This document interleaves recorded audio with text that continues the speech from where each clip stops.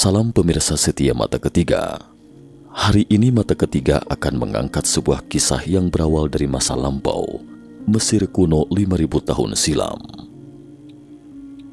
Kembali ke Mesir kuno. Hari itu di aula utama sebuah kuil, seorang gadis muda tampak sedang mendengarkan dengan seksama ceramah dari imam besar.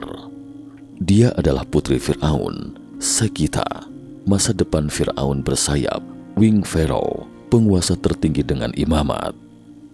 Untuk membuktikan dirinya memenuhi syarat, dia harus memiliki kecakapan yang memadai untuk bertahan dari kerasnya ujian rohaniawan. Selain itu juga, harus memiliki sekeping hati yang lapang, melepaskan diri dari keterikatan hati, mempersembahkan seluruh hidupnya untuk rakyat yang dipimpinnya. Orang-orang seperti ini umumnya memikul beban yang berat, harus berjuang keras dalam sepanjang hidupnya. Karena itu, orang tuanya sejak dini membawanya ke kuil untuk menempa diri. Untuk diketahui, kisah ini dinarasikan oleh Seket A'ra yang akrab disapa Sekita. Dalam buku Wing Pharaoh, John Grant menceritakan kisah Sekita, putri Fir'aun. Teratai selalu menjadi simbol imamat sejati. Meskipun akarnya tumbuh di bawah air berlumpur, tetapi mekar di bawah sinar mentari. Hanya mereka yang memiliki saluran ingatan, yaitu batang teratai, baru dapat membawa keindahan yang dilihatnya dalam cahaya itu kembali ke bumi. Suara guru yang lembut dan hangat, disertai angin musim panas yang menyegarkan, terasa nyaman dan menyenangkan. Gadis muda itu mulai merasa mengantuk dan kepalanya pun terkulai. "Ayo bangun, bangun John." Sebersit suara di dalam lubuk hati gadis itu mulai memanggil dengan keras. Dia berusaha membuka matanya, dan ketika melihat sekeliling, kemana guru dan kuilnya? Gadis itu baru tersadar kembali sambil menghela nafas pelan.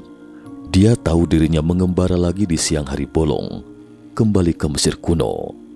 Dia adalah tokoh utama cerita kita hari ini, penulis legendaris Inggris John Grant.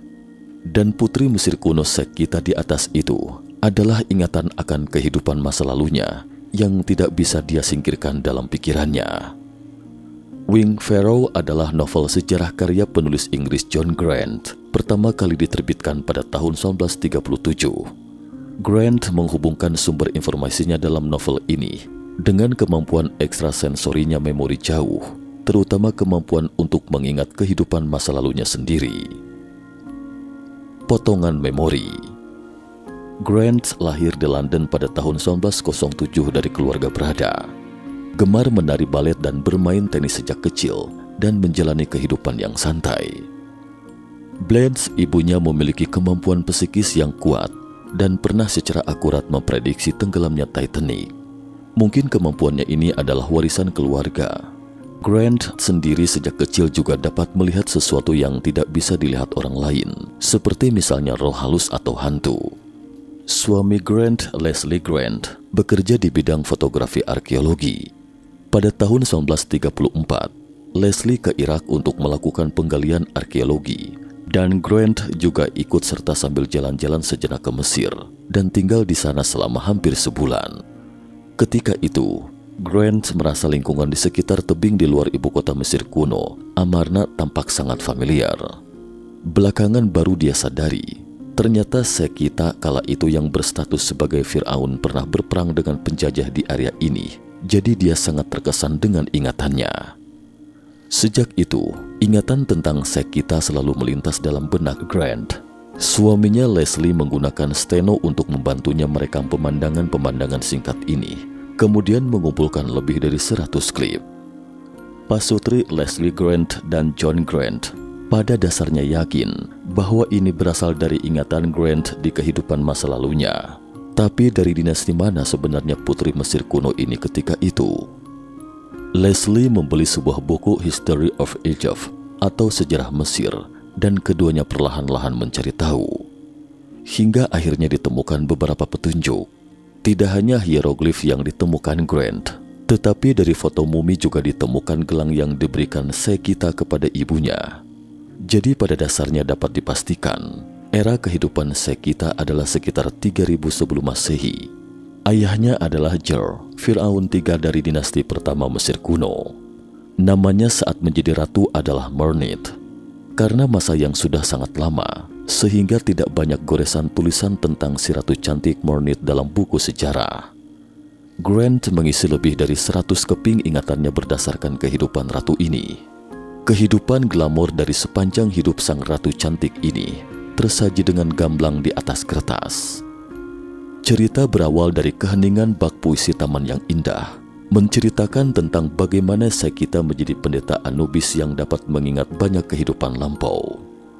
Sebagai seorang pendeta, dia, Sekita, dapat meninggalkan tubuhnya dalam mimpi, membantu orang mengatasi kesulitan dan melawan kejahatan, dan dari mangkuk yang terang, dia juga dapat melihat gambar yang dikirim oleh pendeta lain dengan kekuatan spiritual.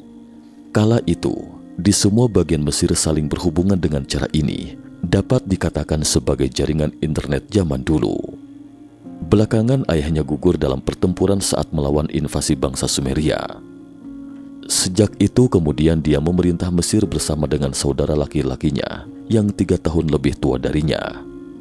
Mereka menggunakan secara bersama gelar Fir'aun yang disebut Chet, juga dikenal sebagai Waji atau Waji. Belakangan mereka mengalahkan bangsa Sumeria di Amarna dan mengusir penjajah. Pasca perang, dia mendirikan sebuah tugu peringatan di sana untuk menyatakan kemenangannya. Dia juga pernah menyeberangi Laut Mediterania dalam kunjungan kenegaraan ke kerajaan Minoa di Kreta dalam mitologi Yunani kuno.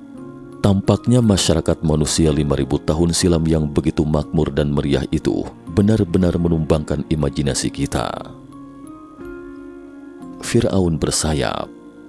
Atas bantuan seorang teman, pada tahun 1937, cerita tentang Sekita diterbitkan dengan judul Fir'aun Bersayap.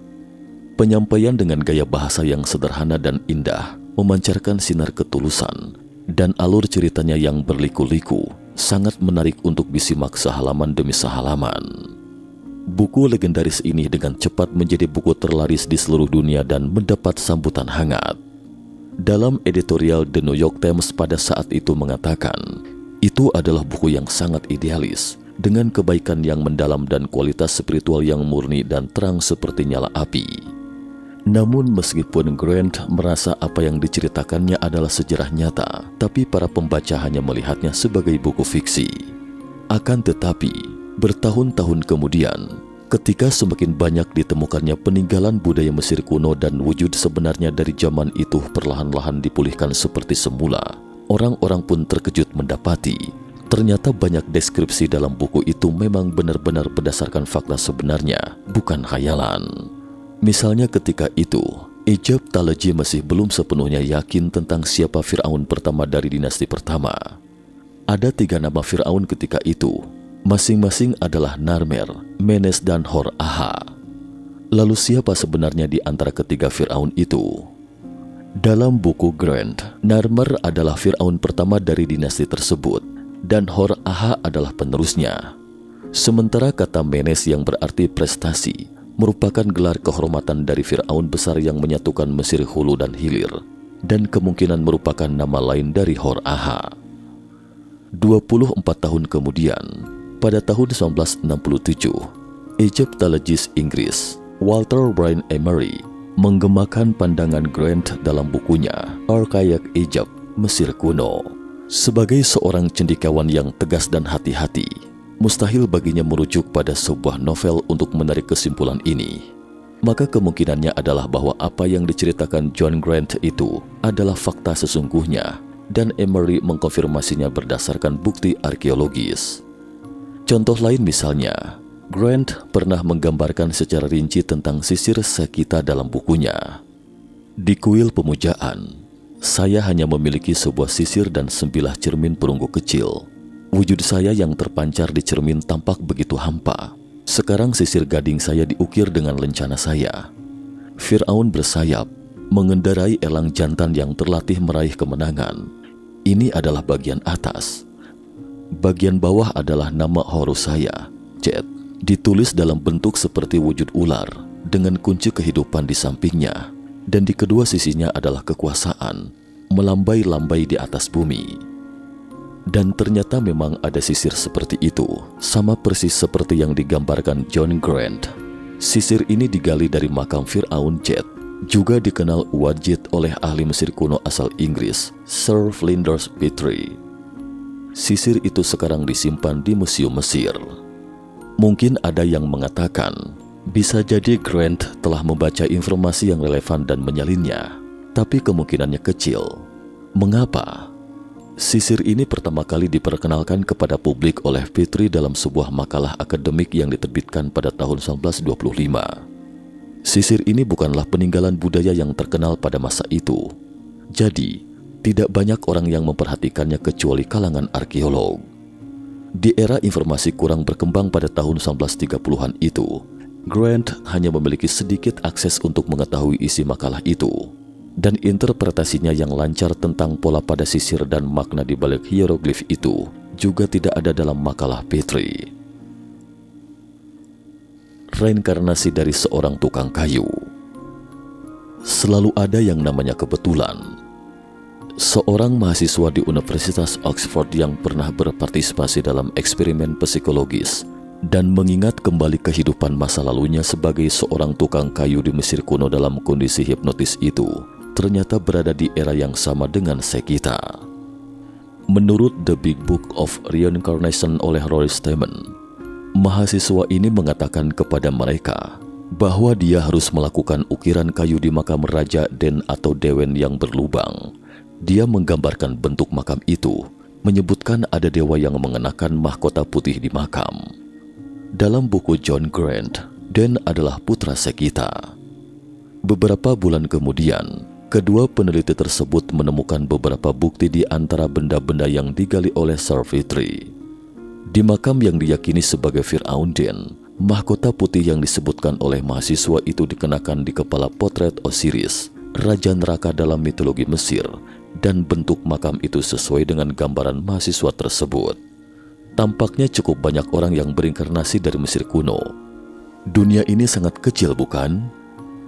Penulis biografi asal Inggris, Jean Overton Fowler, menerbitkan sebuah makalah pada tahun 1989 setelah kematian John Grant, berjudul John Grant Wing Pharaoh. Makalah itu mengutip dari berbagai sumber dan deretan bukti yang ekstensif, menunjukkan kebenaran memori kehidupan masa lalu John Grant. Makalah itu seketika membuat geger dunia arkeolog setelah diterbitkan. Tentu saja, ada yang percaya, juga ada yang tidak. Ada juga yang menggunakan kaca pembesar untuk mencari kesalahan dalam isi makalah itu. Namun sejauh ini, sepertinya tidak ada yang bisa menemukan poin yang tidak sesuai dalam makalah tersebut. Karena itu di dunia arkeologi, John Grant dikenal sebagai salah satu tokoh legendaris yang bisa membantu para arkeolog mengungkap misteri sejarah. Cukup sekian dulu topik kita hari ini. Jika suka dengan video mata ketiga, jangan lupa like, subscribe, dan share. Terima kasih atas perhatiannya dan sampai jumpa di episode berikutnya.